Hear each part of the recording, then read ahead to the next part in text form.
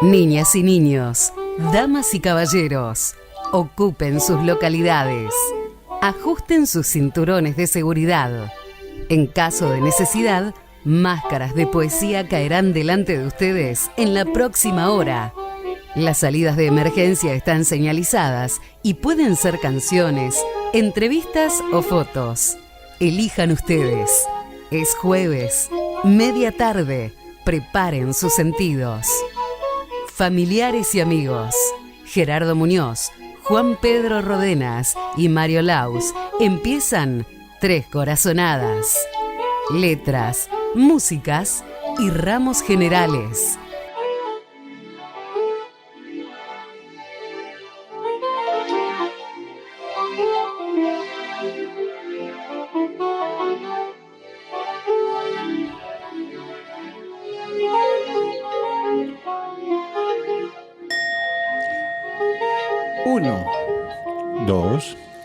Tres Corazonadas, sesión número 6. ¿Se puede recibir a un poeta con los versos de otro poeta? Es una forma de hacerle un regalo, porque es la poesía de Mario Trejo. Mario Trejo escribe y dice: la palabra lobo no muerde, el que muerde es el lobo. La palabra no muerde, el que muerde es el poeta. Nuestro invitado de hoy afirmó que el amor muerde. ¿Cuántas veces te ha clavado los colmillos a vos? ¿Te los clavó de frente, de atrás, sin que lo hayas esperado? ¿Sobreviviste a la mordida? ¿O se trató, ni más ni menos, de un bello error? Ella tiene la debilidad de esperarme y la manía de quererme.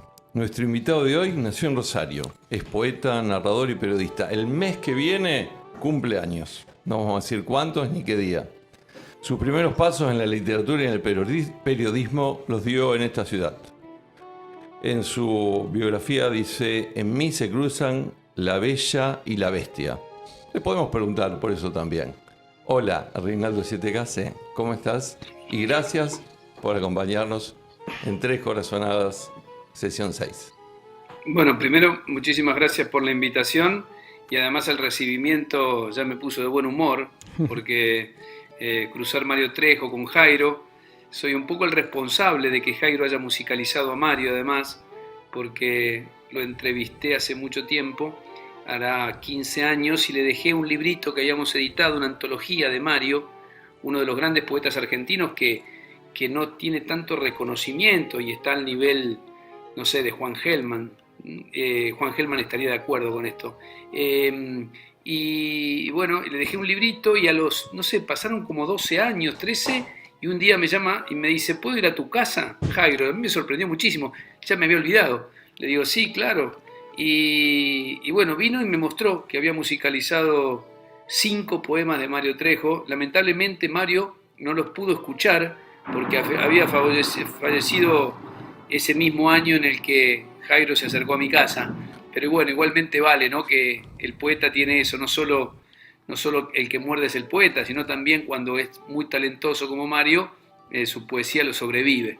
Así que gracias por la invitación y por esta introducción. Y lo dice Jairo en el disco que se llama Propio y Ajenos, ¿eh? Uh-huh. Y justamente acá tenemos, para los que nos están siguiendo en vivo, el libro, justamente Los pájaros perdidos, de Mario Trejo, poemas de amor. Y bueno, esos poemas musicalizados por Jairo están acá en este libro, que es un libro súper recomendable y que tiene un prólogo exquisito de Guillermo Sacomano. El prólogo de Sacomano es tan lindo para leer como el libro. Y te voy a robar medio minuto. La verdad es que la felicidad de hacer el programa, además del programa en sí mismo, es toda la previa del programa que nos permite, por ejemplo, conectarnos con Trejo, conectarnos con la poesía de 7K, conectarnos con todo lo que hacen los que nos regalan un rato de su tiempo para charlar en el programa. A vos te va a pasar lo mismo. El ejercicio de la radio, del periodismo, tiene ese plus que no tiene valoración, es impagable, ¿no? Uno aprende, se divierte, entiende cosas, se le revelan otras, así que lo entiendo y lo comparto. Hola Rey, ¿cómo estás? Un ¿Cómo gusto estás? ¿Bien? tenerte aquí con nosotros, un gran placer, muchísimo. Escúchame, dice tu teléfono, cabeza fría, corazón caliente. ¿Qué significa eso? ¿Querés ampliar un Mira, poco? mira cuánto me ha marcado Mario, ¿no? Mario es mi maestro, ¿no? Siempre lo considero mi maestro en la poesía y en gran medida en la vida también. Es uno de los referentes, ¿no? Yo he tenido algunos escritores que han sido fundamentales en mi vida, pero bueno, Mario y Tomás Eloy también, Tomás Eloy Martínez. Es una frase de Mario que dice, en realidad está incompleta y dice, cabeza fría, corazón caliente, sexo a punto. Son las tres frases que a mí me divertían mucho, porque en realidad coincido con las tres. Y lo de cabeza fría y corazón caliente, para mi otra actividad, para el periodismo, me ha ayudado mucho esa idea de Mario, por eso la tengo ahí, la tengo muy presente. Cabeza fría, corazón caliente, para analizar la realidad, para pensar, para argumentar, lo que no quita que no tengas pasión, pero siempre cabeza fría, ¿no? Rey Juan Pedro te habla, Ródenas. No, Hola, Juan. mi apellido no te quiero incomodar, sé que no te incomoda, pero No, lo ¿cómo va a dejamos incomodar? pasar. Al contrario, ¿no?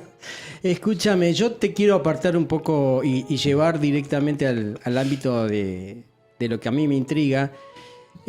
Considerándote periodista, que con lo que te describiste recién, te pregunto, ¿por qué la poesía? Porque la poesía es anterior al periodismo. Yo escribo poesía desde los 16, 17 años, por dos factores. Primero, la muerte de mi madre, que generó un shock muy fuerte en mí, me mandó para adentro. Y después, el hecho de acompañar a mi padre en esos años posteriores. A mi padre le gustaba mucho la música, el folclore, cantaba, se la rebuscaba con la guitarra, totalmente autodidacta, ¿no? Y bueno, en esos años lo acompañaba, salíamos a comer, íbamos a algunos lugares donde cantaban los trovadores, el cuarteto Supay, estamos hablando de fin de los 80, comienzo de los 80, fin de los 70, perdón. Y bueno, en esos conciertos aparecía de pronto Armando Tejada Gómez, Hamlet Lima Quintana, los grandes poetas del folclore, Jaime Dávalos, y yo me quedé choqueado cuando vi a esos tipos que no entendía qué hacían, ¿no? De pronto aparecía Tejada Gómez, a esta hora exactamente hay un niño en la calle. A mí me voló la cabeza. Yo, ¿qué es esto? Es poesía. Y me hizo acercar la poesía y ese cruce entre la poesía, empecé a leer poesía como un desaforado y de pronto intentar escribirla. Pero soy poeta antes de siquiera soñar con ser periodista. Fui periodista mucho tiempo después. Desde esa época ya empecé a escribir en revistas alternativas, participé en grupos literarios, pero el periodismo vino mucho después. Por eso en realidad la pregunta podría ser ¿por qué el periodismo? ¿Y por qué el periodismo?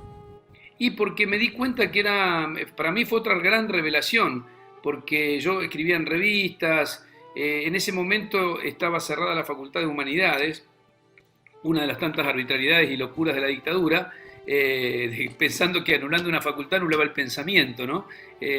Y bueno, yo terminé ingresando a Ciencias Económicas porque mis amigos iban ahí, una carrera que seguí, pero nunca ejercí. Y en el medio empecé a estudiar periodismo también. De pronto, por suerte para mí, gané una beca en el diario Clarín, y cuando fui a esa beca vine a Buenos Aires 6 meses, año 89, me di cuenta que era genial, que el periodismo era yo puedo laburar de esto. Cuando empecé a ver que la gente escribía una nota y se volvía a su casa, y yo había trabajado en una imprenta, había trabajado en un banco, había trabajado ayudándole a mi padre en la administración de una metalúrgica, cuando me di cuenta que se podía vivir escribiendo, dije, yo me di cuenta, soy periodista, me nazco periodista. Y, o sea que fíjate vos, desde el 79, 80 que escribo poesía, y recién en el 89 me di cuenta que podía vivir del periodismo. Así que bueno, empecé ahí y por suerte me ha permitido ir ejerciendo los dos oficios de alguna manera, ¿no? Vos hacías referencia recién a esa década del 80, una época rosarina más peñera, La Taba y otras peñas que recuerdo también, donde justamente se vivía ese aire folclórico y de grandes poetas de nuestra música nacional que vos nombrabas también. Si te tuvieses que ubicar geográficamente en un lugar de Rosario, que tenga que vínculo con vos? ¿En qué esquina, en qué barrio, en qué lugar te ubicamos? Y 2 lugares, la Plaza López o el Tala Club, que los dos están Ajá. a muy poquita distancia, los dos a la vuelta de mi casa. A mi casa, que ahora vive mi hijo, sigue siendo mi casa. En esa casa nací yo, nació mi hermana, nacieron mis hijos, o sea, tiene un significado muy fuerte. Está viviendo uno de mis hijos ahí, Santiago. Y mi barrio, la República de la Sexta, sin duda, sin duda. Yo tenía, cuando era chiquito, me acuerdo que decía, el sol nace en el río, para ubicarme cuando estaba aprendiendo los puntos cardinales, nace en el río y se oculta en la Plaza López. Mi mundo era ese, no tenía más dimensiones que esas, no sé, 10 manzanas. Y bueno, nada, ese sí, es mi lugar de pertenencia. La ciudad tiene muchos rincones que me gustan, pero los que tienen que ver con la infancia, volvemos a citar a Mario Trejo, ¿no? La patria son la infancia y los amigos. Rey, querido, ¿y cómo llegás a Un crimen argentino? ¿Cómo anda esa película y ese libro? Mirá, eso es una cosa hermosa porque también tardó mucho, pero al final tuvo recompensa, como dice Cerati. En realidad tiene que ver con mi otro paso grande, que fue venirme a vivir a Buenos Aires en el año 90. En realidad es una historia más larga, la voy a tratar de sintetizar. Yo era cronista, redactor en Rosario 12, cuando recién había arrancado Rosario 12, y fui a cubrir un motín en Coronda.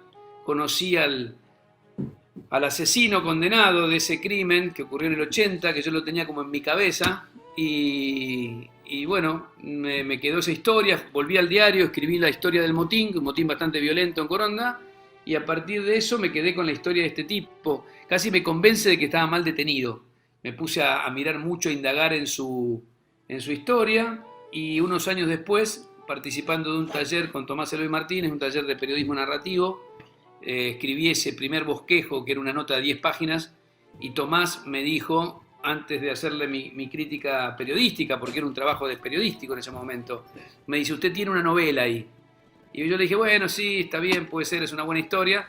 Y él me dijo, no le dije que la puede escribir, no sé si la puede escribir, le dije que tiene una novela. Así que salí de ahí, se imaginan, con una vena. Digo, tengo una novela, dijo Tomás Eloy Martínez. Y me puse a laburar y bueno, después investigué, trabajé mucho el caso, pensaba que tenía que hacer una no ficción, y cuando volví a encontrarme con Tomás Eloy, ya me había venido a Buenos Aires, me acuerdo en la Biela, me dijo, le conté que estaba medio trabado, le digo, mira, conseguí el expediente, no sé, me costó mucho, estoy haciendo entrevistas, y me mira y me dice, te dije una novela, no una investigación periodística. No leas más nada, escribí una buena historia, contala bien, contá una novela. Y bueno, ese libro se publicó en el 2002 y 20 años después, curiosamente, se transformó en una película. Varias veces estuvo por llevarse al cine. Desde el 2006 hay otro rosarino, que es Juan Pablo Buscarini, que es de Pampa Film, que estaba tan entusiasmado como yo. Hay que hacer esta película, hay que hacerla. Mi casa siempre se hablaba de este caso. Y bueno, consiguió el financiamiento, que es lo más difícil en el cine. Consiguió que Warner, una empresa muy grande, que HBO Max se interesaran, y bueno, se convirtió en una película que por lo menos a mí me gusta mucho, que siempre es un riesgo cuando un libro va al cine. En este caso a mí me dejó muy conforme. Rey, te quiero hacer una pregunta. Sí, estoy muy oscuro, me voy a poner en un lugar Sí, más, ahora más claro, ¿no? ahí se te ve está. mejor. No, te hago una pregunta que tiene que ver tanto con la novela, el libro, como lo que me pasó con la película. Y es un poco por esa magia que a lo mejor da el cine de mezclar distintos conceptos, el amor, la pérdida, la realidad social, lo negro. Y es que terminó saliendo, a mí me pasó, no sé qué dirán el resto, que el villano termina siendo un héroe. No sé si por la actuación de Grandinetti, si por el perfil que le quisiste dar, pero es como sin que... spoiler tampoco la película. No, por favor. No, bueno, lo que pasa es que a ver, yo le di una dimensión, insisto, es una novela, es un caso real. Mucha gente se cree que es una no ficción, y yo digo, no, mis 3 novelas, ahora estoy escribiendo una cuarta que sí es ficción, mis 3 novelas publicadas parten de un hecho real, pero terminan siendo novelados, o sea, hay personajes imaginados, los diálogos son imaginados, está basado en un hecho real. El personaje central, que en la novela se llama Mariano Márquez, es tan fascinante, tanta profundidad tiene, tan complejo, y creo que Grandinetti, para los que no leyeron el libro, logra captar esa esencia, que en el libro es más fácil contar cómo se va transformando en ese personaje, en el que parece una especie de Hannibal Lecter del subdesarrollo, ¿no? Y lo que hace Grandinetti es magistral. Yo creo que la actuación en la película, con muy pocas escenas, con unos diálogos muy piolas, te cuenta su complejidad. Es este villano que te genera empatía, que Exacto. creo que es lo más... A mí, que me gusta mucho leer el policial, el malo que te genera empatía me parece que es fascinante. No es que uno como lector o como espectador adhiera a lo que le pasa. Uno va pero no deja de pensando- ser interesante, ¿no? Uno va pensando cuando la ves hasta dónde va a llegar, qué otro paso va a dar el villano. Uy, mira mi Apa. gato. Ahí se ve perfecto. Vos sabés que me dijo una cosa muy linda cuando se publicó el libro el maestro Andrés Rivera. Me acuerdo que me llamó por teléfono, que le había gustado la novela, y me dice: lo que más me impactó del libro es qué dignidad tiene Márquez, me dijo. Claro. Y es el asesino, pero me sorprendió mucho. ¿Qué dignidad tiene Márquez? ¿Cómo trata a la policía? ¿Cómo responde? Y la verdad que a mí me gustó mucho ese comentario, porque creo que hace atractiva la historia, ¿no? Que de pronto el malo, entre comillas, te genere algún tipo de empatía. Nosotros tenemos la particularidad además de vivir en el ambiente judicial, aunque esta es nuestra Sí. distracción poética. Y claro, cuando anunciamos tu presencia hubo una serie de consecuencias y mensajes, por ejemplo, que tenían que ver con el crimen argentino. Un mensaje, 3 cosas te quiero comentar. Por ejemplo, me llegó un mensaje de María Laura Sabatier, que fue jueza penal, que es escritora, y dice: conocí el caso en la voz de los 3 protagonistas, al negro Trigle, a su variante, Alberto González Rimini, secretario del comisario Santia, policía a cargo. Fui testigo privilegiada de las entrevistas que 7K le hizo a González Rimini y tuve copia del expediente, porque a mí me tocó resolver un homicidio sin cuerpo del delito y lo Mirá. estudié como precedente. Estoy fuera del país, pero mandale saludos a Reinaldo. Este es un primer mensaje. Qué lindo, por favor, devolvéselos a los Por a los supuesto. saludos. Nos va a ver después cuando editamos y subamos la entrevista. Después Ricardo Netri, que fue el defensor oficial, subió en un foro de jueces las crónicas del diario de la Capital de la época, donde justamente se significaban la labor del defensor oficial durante los 5 años que se llevó adelante el juicio. Y por último, la película disparó en Rosario toda una serie de notas, como una entrevista a la hija del abogado Maciaro, y la historia y los antecedentes, el antecedente francés, escritas en el diario La Capital por Hernán Lascano, que también nos proporcionó toda esa información, y son muy interesantes de leer como antecedente, como apéndice de la novela y de la película. No sé, que ha tenido un efecto expansivo importante. Ahí donde estamos escuchando. Se te desconectó el auricular, Reinaldo, dicen. A acá. ver. Ahí te A ver, escuchamos, ahí te escuchamos. Perdón. Perfecto, perdón. Sí, No, se no. puede haber movido esto. Lo que le quería decir, que en Rosario tiene un efecto como si fuese una película de Disney, Jurassic Park. Es decir, la cantidad de gente que la está viendo en Rosario es totalmente desproporcionada a lo que la está viendo en el resto del país. Pero me parece bien, porque además el escenario, y esto es un gran mérito de Buscarini, haber logrado convencer a los productores de filmar en Rosario. Primero, es buenísimo porque se reproducen los escenarios donde ocurrió el hecho, pero además porque participan el 80% de los técnicos de la película, son de Rosario, y hay gran cantidad de actores de Rosario. La verdad que es como que cerró todo. A mí me deja muy contento porque es como haberle regalado una película a la ciudad, ¿no? Y esto no lo digo con soberbia, lo digo con alegría, porque, insisto, el gran mérito es de Juan Pablo Buscarini, que peleó para que se haga ahí, ¿no? También está González Rey en la escena del Rosario, del Club Rosarino de Paleta. Está almorzando ahí cuando están hablando. Tenemos así unos colegas, Javier Rebori, que hace juez y demás. Yo, Sí. La experiencia personal, yo trabajo en la sala contigua de donde se filmó la película, y entro un día al tribunal y veo que estaban cambiados los nombres de los jueces de la sala 4. Y decía Jorge Eldo Suárez. Y digo, ¿qué está pasando acá?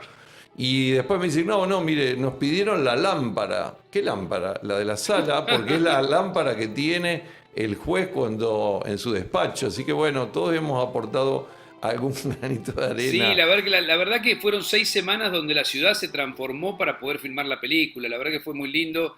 Yo sé que le generó algún inconveniente a la gente, pero creo que el resultado, nada, es muy potente. Esta es una película que, bueno, todavía está en cartel. De hecho, yo hablo a las claras de que para que una película se sostenga 3 semanas en este momento de flaqueza del cine en general es una proeza. Y además es una película que después va a ir a plataformas, la van a ver en el mundo. Y más allá de que es un caso dramático, durísimo, y yo sigo siempre teniendo mucha prudencia porque sé que a la familia esto le dolió mucho, le sigue doliendo mucho, es un caso que por su magnitud había que contarlo. Yo en aquel momento, cuando vi que me hicieron tantos reparos de distintos sectores, decidí cambiar los nombres. Son todos personajes reconocibles porque dejé las iniciales, porque la gente que quiere saber lo conoce. No le hace ningún ruido al que no conoce nada. Me está pasando acá en Buenos Aires que mucha gente no sabe nada ni del caso, ni del libro, y la ve y lo disfruta como un thriller potente. Pero bueno, las marcas de Rosario son muy fuertes. Y hay una actividad en la Feria del Libro este fin de semana, el día sábado, según tengo en este cronograma, de 18 a 20, presentación Un crimen argentino, de Renato Sietecase, presenta Marcelo Britos en el primer piso, Sala Beatriz Guido. ¿Y vos vas a estar el domingo en la feria? Sí, voy a estar sábado y domingo en realidad, porque el sábado creo que es lo de un crimen. Exacto. En realidad es raro que estemos presentando una novela que se reeditó. Ahora hubo una nueva reedición, no es que es un libro nuevo, pero me parecía, y hablándolo con la gente de la editorial y con la gente, con Marcelo Escalona, la gente de la feria, valía la pena. Me dice, mira, con el ruido que ha generado la película, me parece que está bueno que lo volvamos a presentar, que hagamos como una suerte de mesa de los 20 años del libro. Y bueno, por eso salió esa idea, me pareció que estaba bien, y el domingo voy a hacer un homenaje a Gerardo Rosín, que se hace en la feria. Ray, y cambiando el frente, ¿no es cierto? Pasando a la parte de espectáculos. ¿Qué pasa con esto de Te amaré nunca más? ¿Qué pasa? ¿Cómo anda ese corazoncito? Bueno, acá ¿Cómo volvemos, anda acá volvemos al Corizo? juego de la poesía en realidad. Yo hace rato que trabajo con Sandra Corizo, yo nunca abandono la poesía. Lo que pasa que, bueno, mi visibilidad pública es mucha más fuertemente instalada desde el periodismo, en todo caso desde la novela, pero bueno, cada tanto le recuerdo a la gente que soy poeta, que sigo escribiendo poesía, que sigo publicando poesía. Se acaba de publicar una hermosa antología en Lumen, en una de las editoriales más importantes de poesía del mundo, y con Sandra Corizo ya habíamos hecho El amor muerde, con mis poemas y sus canciones. Ella es una compositora, bueno, no se los voy a contar a ustedes, es una artista extraordinaria, yo la admiro muchísimo. Y bueno, habíamos hecho El amor muerde durante 4 años aquí en Buenos Aires, casi una vez por mes o un fin de semana por mes, nos subíamos a un escenario a cruzar canciones y poemas. Y en la pandemia empezamos a preparar un trabajo nuevo. En vez de hablar del amor, tuvimos la idea de hablar de finales, de rupturas. Así que bueno, está y más montado como espectáculo, con videos, con puesta. Es muy lindo lo que vamos a hacer. Y lo estrenamos en Rosario. Cuando hubo que decidir a dónde lo estrenábamos, dijimos, vamos a hacerlo en Rosario. Somos los dos de Rosario. Así que el puntapié inicial es en la Sala Labardén el 17. Y es una especie de colección de finales. Así que bueno, espero que los que quieran se acerquen al Labardén el sábado no, el próximo. Y a mí me tocó mucho intervenir en finales de separación y de divorcio, ¿no? Tanto en lo profesional como en lo personal. Y a quién no en lo personal, así que yo me imagino que va a generar una empatía grande, así que vengan. Además no es bajón para nada, la idea es un poco reflexionar también con humor, con canciones, con ironía, con amor fundamentalmente, también que se puede ver con amor los finales. Este es un programa que tiene mucho público femenino y de ahí la pregunta, ¿hay alguna forma de terminar con amor, de terminar en armonía, de terminar en paz? ¿Va a haber un final feliz o es todo con cuchillo y hacha? No, yo creo que hay que intentar ser muy generoso en ese aspecto, hay que, no sé, yo creo que hay que entender que hay cosas que empiezan, cosas que terminan. Si duran, que duren, pero las que no duran que sean lo menos complejas posible. Creo que hay que aprender de eso, ¿no? Creo que es un ejercicio amoroso también. Los finales pueden también convertirse en un ejercicio amoroso, pero para eso hay que luchar contra el ego, que es el gran enemigo de casi todos. Me parece que pasa por ahí. Cuando uno se deja ganar por el ego, en general le cuesta también resolver sus propias historias de amor, ¿no? Excelente reflexión. Ego, narcisismo, narcisismo, ego. Y de fondo estamos escuchando, así como una cortinita, a Sandra Corizo con Salvavidas, que es el último tema, con Dani Pérez invitado, a modo de fondo y de tenerla presente también con nosotros, a Sandra hoy, y va a estar el 17. Además, claro, yo repasaba algunas cuestiones, es decir, cuando vos hablabas de tu extensa carrera, y claro, vos tenés, por ejemplo, escrito instrucciones para la noche de bodas, o sea que de las instrucciones para la noche de bodas al posamor, al amor muerde, bueno, tenemos como una trilogía ahí, ¿no? Después ya tenés el título para el próximo, para el tercer espectáculo, que sería Instrucciones para la noche de bodas. No sé, nunca sé si voy a hacer otra cosa, nunca sé. Ahora estoy corrigiendo una novela que tengo toda la expectativa de que se publique el año que viene. Estoy haciendo un trabajo sobre el río que tiene que ver mucho con Rosario. Yo me la paso laburando con la escritura. Sé que es lo que me salva, lo que me rescata a veces del agobio que te genera contar la realidad. Pero el amor, bueno, lo decía Miguel Hernández, ¿no? Llegué con 3 heridas: la del amor, la de la muerte, la de la vida. No hay muchas cosas más. Después hay variantes de esos 3 temas, ¿no? Cómo no hablar del amor, cómo no hablar de la vida, cómo no hablar de la muerte, ¿no? Si son las 3 cosas que nos atraviesan. Reinaldo, te quiero preguntar, recién me diste pie con lo que contaste, te saco un poquito del tema del amor de fondo, pero a mí me interesa y a cada uno de los que entrevistamos viene la pregunta, ya me estoy adueñando de esta pregunta. ¿Cómo es tu proceso creativo? Porque estás en la televisión, estás en la radio, estás, recién comentaste, corrigiendo una novela, publicando un espectáculo de teatro. ¿Cómo te organizás? ¿Cuál es tu mejor momento del día para escribir? Contanos un poco ese lado oculto de Reinaldo. No, mira, muchos de mis amigos se sorprenden. Ahora cuando les digo estoy corrigiendo una novela, me dicen, ¿cuándo la escribiste, coño? ¿Cuándo pudiste? Claro. Y cuando puedo, es cuando puedo. Qué sé yo, el hecho de vivir también solo me permite disponer mucho de mi tiempo, a pesar de que es un poco caótico todo. Pero bueno, trabajo mucho, me gusta mucho lo que hago. En realidad cuando yo te cuento un día, esta mañana yo me levanté a las 7 de la mañana, fui a la radio, volví, almorcé y estuve con Sandrita Corizo, porque está acá en Buenos Aires, estuvimos ensayando esto que vamos a hacer el 17, y estuvimos de 3 a 5 menos 10 antes de entrar acá. Yo ahora termino con ustedes y me pongo a escribir, a corregir la novela. Y si tengo noticiero, ya no tengo noticiero todos los días. Eso me alivianó bastante. Yo llegué a un acuerdo con el canal para solamente ir al aire cuando realmente pase algo muy importante. Lamentablemente en Argentina me pasa casi todas las semanas, pero me aflojó mucho la locura. Me permite, por ejemplo, yo ahora sé, si no me escribieron que tengo que hacer algo, yo sé que me libera hasta la noche, y eso me permite 2 o 3 horas de trabajo.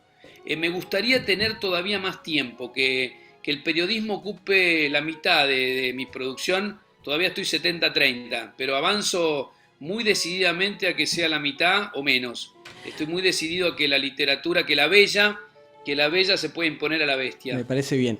Te hago antes de dar el pase, te quiero traer a la charla a Mariana Krug, que sé que es amiga tuya y tiene una editorial particular, privada, autosolventando poetas. Y que Halley. Y también veo que en tu programa de radio sos de regalar libros. ¿Qué libro regalarías vos? A un libro particular. Yo regalo casi todo lo que me llega, porque mirá, ustedes están viendo acá de refilón una biblioteca, pero yo acá tengo una aquí, otra en otra habitación, una en mi cuarto y una arriba, en el cuartito de arriba, que es de biografías. Sin contar la biblioteca que dejé en Rosario, que tengo una gran biblioteca donde hay mucho material que era de mi padre. Lo de acá de Buenos Aires está acá. Entonces no traigo ningún libro a mi casa que no sea algo que piense que puedo leer. Y como llega mucho material, se edita mucho en Argentina, trato de que todo eso vaya a manos de la gente. y por eso regalo mucho. Ahora, si tengo que regalar un libro en particular, depende a quién. Hay muchos libros que a mí me gustan mucho. No sé, podría ser Viaje al fin de la noche, por ejemplo, de Céline. Qué lindo. O Momentos estelares de la humanidad, de Stefan Zweig. O cualquier libro de Borges, que eso depende a quién, ¿no? Y en qué momento. Yo creo que depende un poco de eso. Dijiste Celine y se me vino a la memoria, ¿cómo se llama el peruano? Premio Nobel. Vargas Llosa. Vargas Llosa. Y se produce esa dualidad entre lo que escribe y lo que piensan.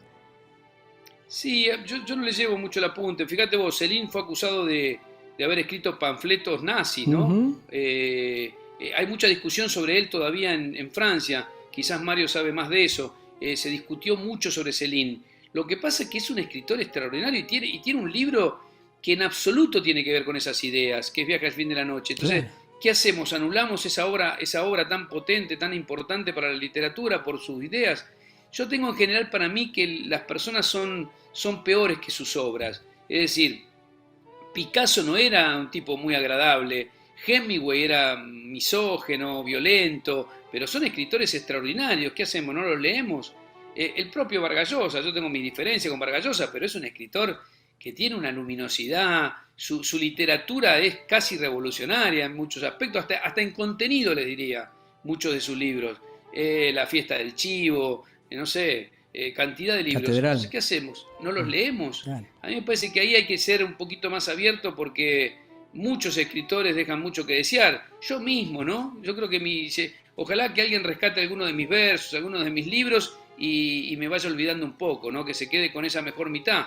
Yo creo que le debe pasar a la mayoría de los artistas. En ese palo, justamente, Reinaldo, hay un 7K secreto. Hay un 7K muy, muy, muy íntimo. Y tiene que ver con la antología secreta tuya, ¿no es cierto? Un libro que es muy particular, muy especial, que nosotros hemos fotografiado un poquito para que la gente lo pueda compartir contigo hoy, ya que ¿cuántos ejemplares hiciste de Nunca te prometí Ya sé que un hablas. jardín de rosas? Sí, es un libro, es una edición muy rara, en realidad porque me topé con unos, gracias a un muchacho que escuchaba mi programa en Vorterix, un día me acercó a la radio unos libros que venían en unas cajas y me contó que había una imprenta que tenía una máquina alemana de 100 años, se llama Artesanías Gráficas. Él se acercó al imprentero y me mostró cómo ellos editaban libros y editaban 10 libros o 15 libros nada más. Me pareció una hermosura. No tenían cómo coserlos, entonces inventaron lo de las cajas y me ofrecieron hacer una antología, o sea que son 15 ejemplares nada más. Así que bueno, nada, edité esa antología que tiene nada más que 15 ejemplares, está hecha en una cajita. A mí me parece hermoso, lo fui a visitar, es increíble. Tienen todas máquinas que tienen más de 100 años. Ojalá que no desaparezca. Yo estoy ahí muy, muy abrumado con estas cosas que van desapareciendo y son realmente preciosas, ¿no? Pero bueno, esa antología es una rareza, totalmente. Si te parece, lo dejamos acá a Muñoz, que nos lea Nunca te prometí un jardín de rosas. Nunca te prometí un jardín de rosas. Apenas inquietud, excursiones a ningún sitio, sorpresas tan desagradables como una puñalada, un círculo de vicios, el sexo y la traición al mismo tiempo. A cambio de mi sangre te entregué lo peor, intemperie, miedos, nada de tardes al sol, desayunos en la cama, ni amor hasta que la muerte nos separe.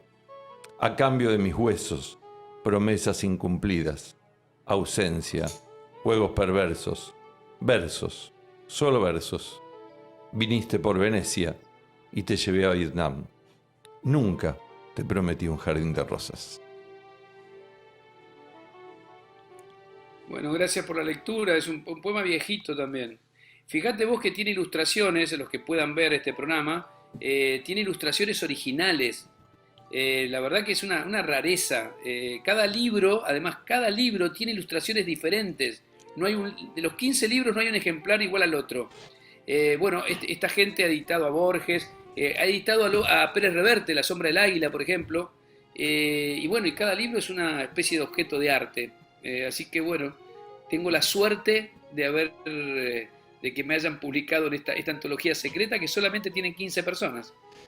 Aquí, Rodenas, si nos permitís, nos va a leer otro poema. Me molestan las preguntas. ¿Cómo se sale de un corral de locos? ¿Cuántos pelos tiene mi barba? ¿Dónde se detienen los pasos que me alejan? ¿Dónde quedaron mis ojos? Qué dulce es la memoria cuando es bien empleada. Qué belleza, ¿eh? No sé si fue bien leído, pero... Sí, no, muy bien leído. Leer bien o leer mal también es una arbitrariedad, ¿no? Como cantar bien o cantar mal. Yo creo que acá pesa mucho la intencionalidad, así que... Mirá vos, ese poema, me había olvidado de ese poema. Qué raro, a veces te pasa que hay un texto que no lo volvés a leer y te lo leen y decís, la pucha, eso es mío. No, pero ese remate, qué dulce es la memoria cuando es bien empleada. Eso es. Sí. Justamente ahora que estás con el espectáculo de los finales, el tema de la memoria juega su rol fundamental. Sí, a mí es un tema que me súper interesa, atraviesa incluso alguna de mis novelas. No pidas nada, por ejemplo, mi última novela tiene mucho que ver con las dos dimensiones de la memoria en el caso individual y en lo social. Es un libro donde uno de los temas es qué pasa con la memoria, si está bien olvidar o no está bien olvidar, qué pasa, qué dimensión tiene a nivel social y qué dimensión tiene a nivel personal, cuando uno puede olvidar algo que fue muy malo o muy dañino para uno. En el caso de la sociedad, no debería. Acá está mi gato moviéndome la computadora. Mariano Márquez, si no, está también. ¿cómo? Mariano Márquez participa de No Pidas Nada. Mariano Márquez también tiene un toque en No Pidas Nada. En mis tres primeras novelas hay un juego muy raro. Me lo hizo notar muy agradablemente Claudia Piñeiro, que hoy va a estar presentando la feria. Ella dice, mirá, la mayoría de los escritores hacen que de un libro a otro lo atraviesen los detectives o los buenos. Vos tenés tres novelas donde el que va atravesando las novelas es el malo. Claro. Y es una curiosidad. Yo no sé si hay otro caso así. Yo voy trasladando al malo. Pero en mi última novela decidí que Márquez ya ha muerto. Además, en las tres novelas va cambiando, voy siguiendo su progresión etaria. Bien. Así que tranquilamente puedo decir que ya murió. Ahora, me sale una pregunta al toque de lo que dijiste recién y corregime porque probablemente esté equivocado, pero no hay policías buenos, no hay investigadores buenos en la literatura nuestra. No, bueno, buenos. El modelo del investigador bueno ya es difícil de hacer creíble. Y en la América Latina, esto ya lo dijo Gamerro en su decálogo, es muy difícil poner del lado del bien al detective o al policía, porque después de lo que ha pasado, por ejemplo, en Argentina, con 30.000 desaparecidos, con la represión, con el nivel de corrupción que tiene. Fíjese lo que escribir una novela y ponerme un policía bueno en Santa Fe. Se hace difícil hacerlo creíble. Pero es un problema para los escritores.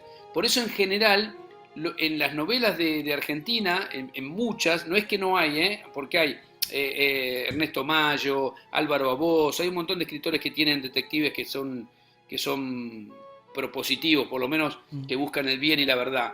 Pero en la mayoría de las novelas, siempre el que busca la verdad o es un periodista, o es alguien de un juzgado, se hace complejo el tema. Por eso creo que esa es una particularidad interesante que tienen las novelas de esta parte del mundo.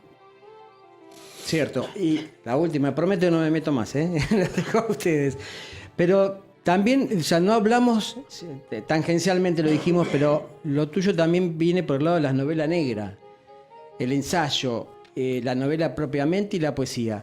¿Te quedó algún rubro por indagar, para usar la palabra? No sé, sí, yo creo que mucho. Yo escribo más novela.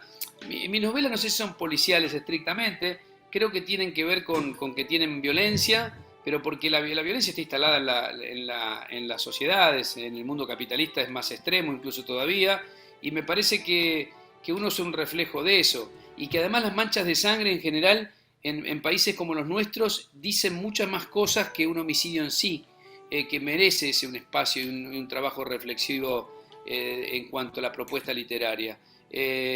Ahora, en cuanto a género, sí he hecho de todo un poco, pero porque soy curioso, lo que me lleva...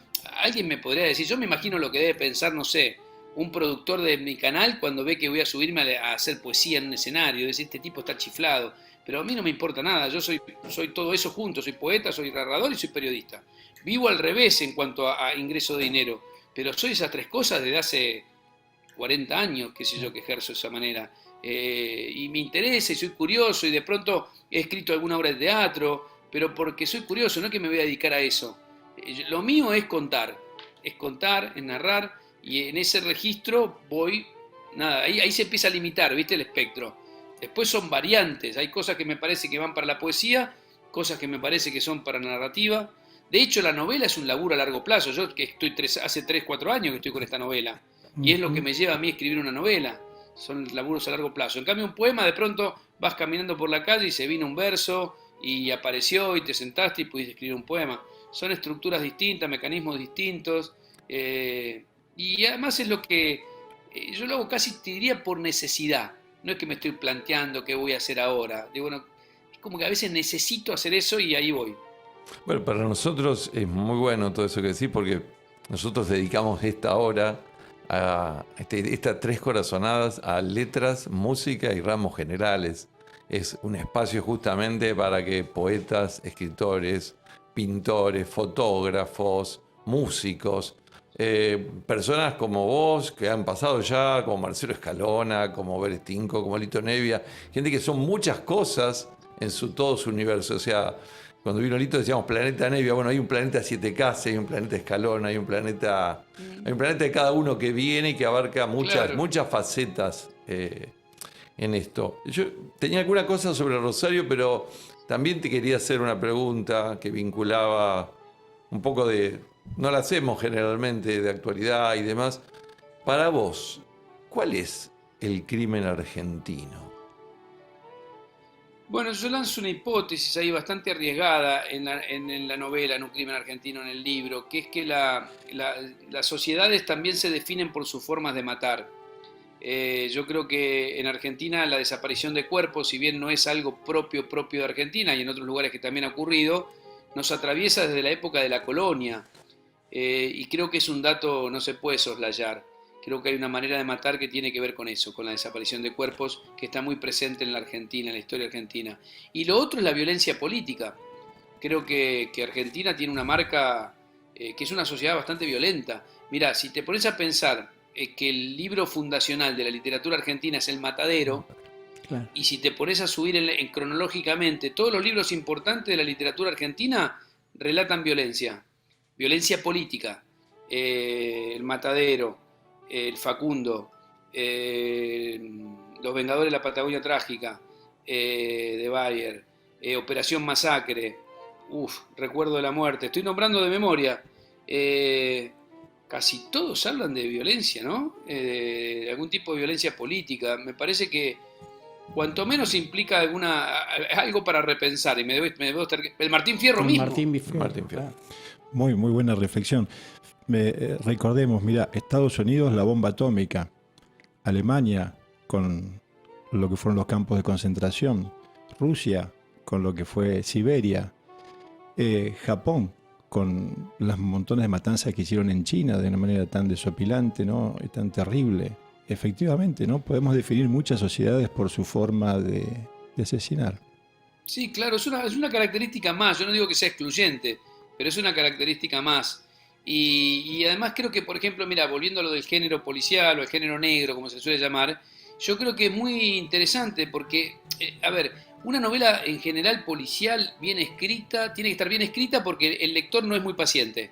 El lector de policiales o de género negro, si no lo enganchaste de entrada, no lo agarraste del cuello y lo entusiasmaste y lo llevaste hasta el final, te deja. Pero además de eso, lo que tiene de interesante es que te cuenta una sociedad. No sé quién era que decía que antes de llegar a un lugar, léete un policial ambientado en esa ciudad o en ese país y vas a entender mucho. Y vos sabés que es interesante, por ejemplo, Suecia, para mí, era un lugar idílico. Digo, Suecia era el modelo, el estado de bienestar. Sin embargo, cuando empecé a leer a Henning Mankell, por ejemplo, me encontré que en sus novelas había empresarios violentos, corruptos, policía corrupta, había nazis, había trata de personas, digo, wow, esta es la Suecia que me está contando Mankell. Entonces esa Suecia que yo tenía como idílica, como genial, no es tal. Es interesante hacer ese ejercicio, ¿no?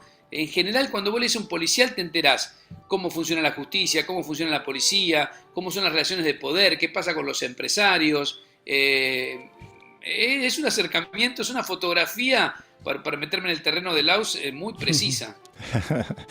Ray, vos sabés que se nos fue escurriendo el tiempo de la mano y tenemos una rúbrica aquí que se llama Ramos Generales, justamente porque de allí puede venir cualquier cosa, ¿no es cierto? No necesariamente algo que tenga que ver con las letras. Y repasando tu libro, sí encontramos algo que tiene que ver con las letras. Hay una expresión muy linda que dice: no sé bien cuándo ni dónde, como quien no quiere, pero sí, ella llegó para fundarme. ¿Quién es ella? ¿Y cómo es ella? No, bueno, ella es muchas, ¿no? Siempre creo que es la última mujer que te enamora, quizás la mujer que te va a cerrar los ojos, si es posible, ¿no? Siempre aparece alguien que te reinventa, te funda. No tenés muchos de esos amores. Y si tenés alguno en tu vida, hay que declararse dichoso, porque el amor podría no ocurrir nunca. Y a veces ocurre varias veces en la vida, y hay que estar atentos a eso, a ese momento donde ella llega para fundarte, para reinventarte, para que tu vida pegue un giro, ¿no? Son esos cruces donde todo cambia para bien, ¿no? Cuando ella llega, como puede cambiar para mal cuando se va. Dos perdidos que se encuentran y se desencuentran. Totalmente. Yo, como para ir despidiéndome particularmente, estamos hablando del crimen argentino y te estamos entrevistando 3 abogados. Yo no sé si es tu crimen argentino, pero para nosotros está siendo un crimen perfecto este. Sí, no existe el crimen perfecto, dicen, pero bueno, sí existe, yo suelo decir, pero existen los crímenes impunes, que son muchos, lamentablemente. Ustedes que son abogados saben de qué hablo. La historia de un crimen argentino arranca con esa fantasía, la posibilidad de imaginar que sin cuerpo no hay delito, ¿no? Que en algún momento fue algo que funcionó bastante bien y de hecho sigue funcionando en algún aspecto. Volvemos a las marcas que tiene la Argentina. No está en el libro, pero la película empieza con esa frase del dictador Videla diciendo, ¿no? que es un desaparecido. Por eso digo que está muy fuerte esa marca en la Argentina, ¿no? Pero bueno, sí, podríamos protagonizar un hecho delictivo tranquilamente. Esto puede ser calificado de asociación ilícita, sin duda. Sin duda. Así como empezamos con un regalo, también nos vamos despidiendo con algunos regalos breves, pequeños. Me quedé con lo del amor y el amor que vuelve, que tiene que ver con lo que decíamos al principio, ¿no? El amor muerde, te muerde muchas veces. La mordida se ve que no es mortal, porque uno se recupera y vuelve a vivir esas instancias. Y para el posamor, bueno, nos vemos el 17 en la Sala Labardén, naturalmente, y nos vemos el fin de semana en la Feria del Libro, sábado y domingo, en las 2 actividades, en la actividad del crimen argentino, la actividad por el homenaje a Gerardo Rosín, en una mesa que va a estar el domingo a la tarde en la Feria del Libro. Y dejo 2 frases, una de Trejo y una tuya sobre Trejo. Trejo dice: la mejor manera de esperar es ir al encuentro. Hoy fuimos al encuentro de Reinaldo Sietecase. Y Reinaldo Sietecase, cuando escribe sobre Mario Trejo, en Última Escena con Mario Trejo, dice: el paciente insumiso suelta una morisqueta, rechaza la extrema unción por aburrida y contrae matrimonio con su bella. Pide un whisky, nos toma de la mano e interroga: ¿qué haremos esta noche? Un león viejo sigue siendo un león. Gracias, Reinaldo, por tu tiempo, gracias por todo lo que aprendimos, gracias por lo que nos emocionamos en esta hora con vos. Y bueno, un abrazo rosarino. Bueno, el agradecido soy yo, espero verlos pronto, ya nos cruzaremos por allí. Esa es otra de las tantas ventajas que tiene la ciudad, de las desventajas, ¿no? De la ciudad violenta, la ciudad donde parece que todo lo malo puede ocurrir, también ocurren muchas cosas buenas, y es esa de que uno anda por la calle o anda en un bar, se mete en un bar y se encuentra con un amigo y enseguida está charlando, tomando un café, y eso es maravilloso, es una especie de capital que no sé, que es un intangible que debemos cuidar y valorar. Les mando un abrazo enorme, muchísimas gracias. Gracias a vos. Gracias Nos a vemos vos. el fin de corazón. Chao, Rey. Cabeza Señores, fría, corazón caliente. ¿otra vez? ¿Cómo es? Cabeza fría, corazón caliente. Y fuimos al encuentro. Fuimos al encuentro de Reinado de 7K, sesión 6 de 3 corazonadas. Empezó a sonar Carlos Solari. Esto significa que nos estamos casi retirando. Pero tenemos sesión 7 la semana que viene. ¿No es cierto? Sesión 7. Sesión 7 Long muy particular. Vamos subiendo la vara todas las semanas. ¿Podemos adelantar algo? Sí, La ya sesión podemos 7 de la semana que viene tendríamos... Ya hemos tenido invitados fuera del estudio e invitados en el estudio. ¿Podríamos tener un invitado desde Buenos Aires? Escritor, autor, poeta, músico. Vamos a tener un invitado desde Buenos ¿Me Aires. decís el nombre de pila? Pedro. Pedro. Como Pedro. vos, Pedro. Como yo. Pero un poco mejor. Que escribió sobre la uruguaya, que escribió sobre Sabrina López. El mismo Pedro Mairal. El mismo Pedro Mairal, pero el 15 en Rosario toca Zamballoni, un hombre de la escudería Orsay, un hombre que quizás la mayoría no conoce todas sus canciones y nos prometió que va a estar en vivo con Pedro Mairal desde el estudio Zamballoni, Pedro Mairal, Zamballoni. Tiembla Casiari. El espectáculo que no hizo Hernán Casiari en 3 corazonadas. Nos vemos el jueves que viene, 17 horas, por Vox. Gracias, Juan Pablo Albornoz, siempre atento. Chau. Y nos vamos. Chao. Gerardo Muñoz, Juan Pedro Rodenas y Mario Laus nos dejaron sus 3 corazonadas de hoy. Nos volvemos a encontrar el próximo jueves a las 17 por plataforma Vox 88.3 Rosario. Yo ya no puedo cumplir hazañas que prometí, solo marchar cantando.